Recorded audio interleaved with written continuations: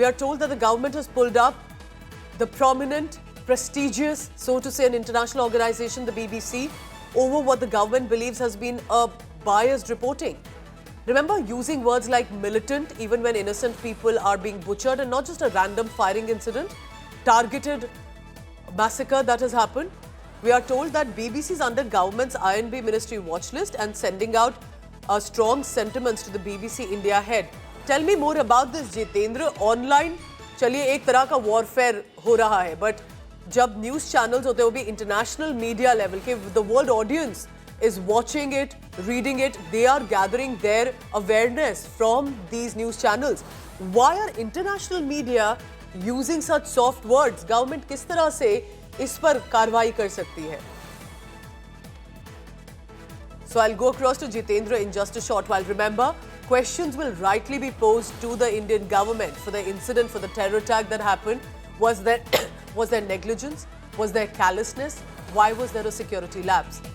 But how can you not even document and acknowledge that there was a radical jihadist attack targeting innocent people, especially men, sparing the women to mock and go tell their leader?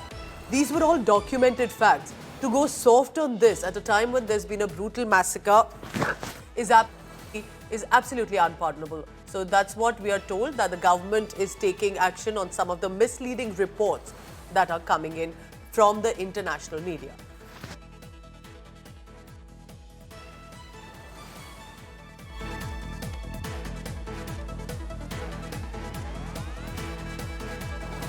You know, where I get suspicious here is the international media playing to an agenda, to the galleries, because their own leaders, from UK Prime Minister Keir Starmer to US President Donald Trump to other world leaders, they have already responded. They have expressed support and solidarity to India. Why is international media so cryptic with the words? Shivani Sharma is joining me for the latest on that. Shivani, I hear that apart from the online YouTube channels, and tell me more about it, why does the government, the INB ministry here, believe that some international media also are playing to the gallery at a time like this, when there has to be unanimous support and acknowledgement with regard to India, to understand, stand by India, rather than play cryptic on a jihadist terror attack?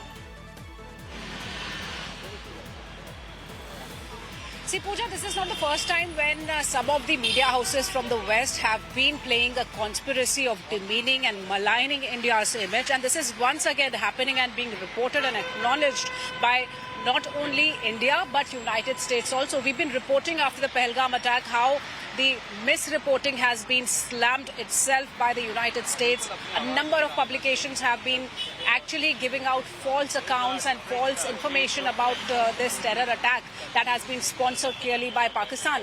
And now the Ministry of Home Affairs has banned these 16 YouTube channels that were being operated either by Pakistan or by Pakistani handlers across the world.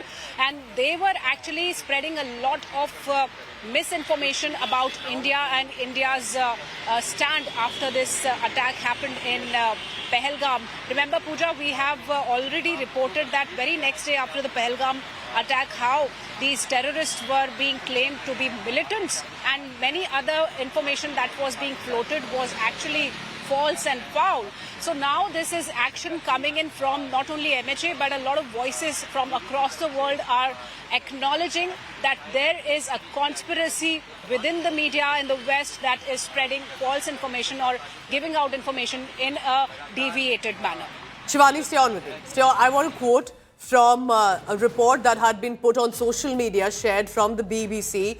The headline says, shock and anger after gunmen kill more than 20 tourists in Kashmir. Without details, even with the details, it simply says at least 24 people have been killed after gunmen opened fire on a group of domestic tourists, and remember, adding here, India-administered Kashmir.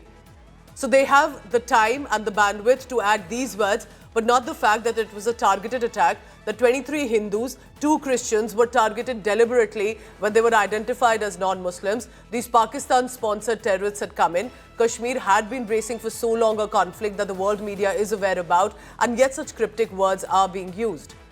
This, remember, is violation of ethics as well, to not even elaborate. 24 people. This was not a random firing incident. This was a targeted attack where men were attacked for their faith. So that is what has happened. And remember, one local Muslim from Kashmir also was killed because he tried to intervene with the terrorists. That should give you all the details. However, from the reports, it's not very clear what exactly happened. So it appears, as Shivani continues to be with us, Shivani, final question. Why do you believe that the government is questioning whether it's online, some of these YouTube handles, or even the international media at a time like this? Why the INB ministry is either reaching out to them, questioning them? People also are exposing them.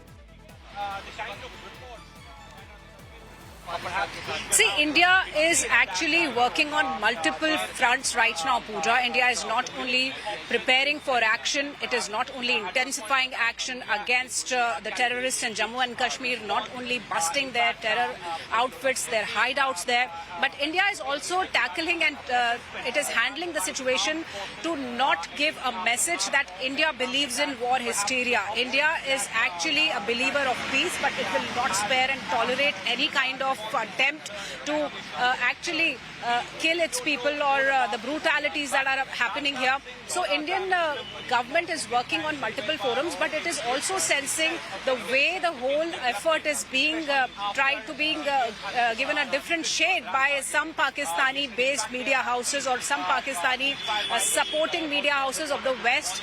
And not only this, but at the age of this social media, Pooja, we have to be very careful of the information that flows in that can actually it can actually hamper the efforts of the government. So that is the effort why government doesn't want any kind of misinformation flowing from anywhere, because Indian sentiment against terror is high. And Shivani, people should not. I would say this is not even about misinformation. This is about not even acknowledging the details that are out there in public domain. How can you call a clear terror attack as gunmen, as if there's no awareness about what exactly happened? 24 people randomly were not killed. These are basic details that should have been mentioned so the world realized what happened in Pahalgam. That's one of the reasons that questions are being raised of why, when the world leaders have acknowledged, the world leaders have expressed support to India, why are some in the international media playing to the galleries? If you like the video, do like, comment, share and subscribe.